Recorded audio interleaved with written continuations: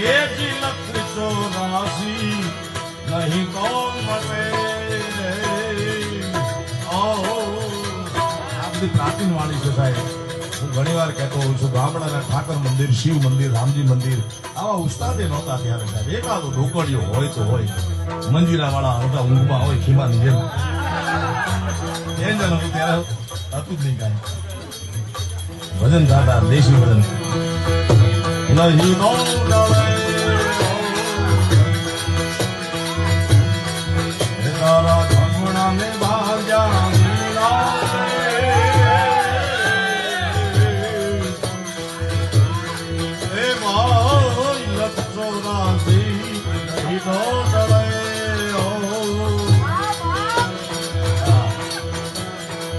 કોયલડીને કાગરે કાગરે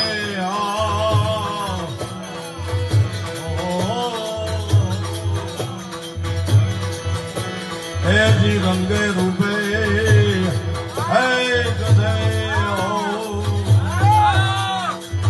હે દોરેલી હે બોલી ફકી ઓળખાય રે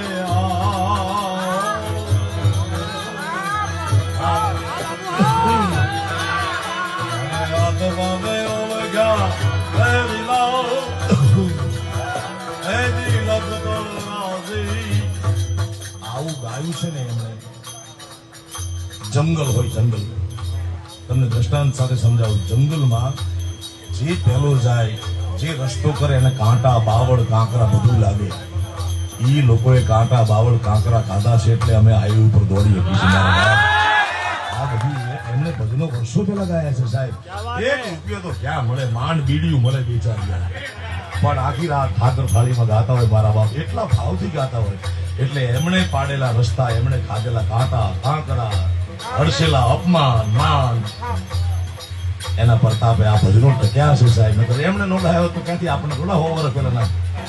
આપણે દાદાના નામ નથી યાદ, પણ કબીરનું, વીરાનું એનું નામ હજી યાદ છે. કારણ કે મારી તમારી સંસ્કૃતિ છે, સંસ્કાર છે, પરંપરાના ભજનો છે. કાવ્ય બ્રાહ્મણા ને ભાવ્યા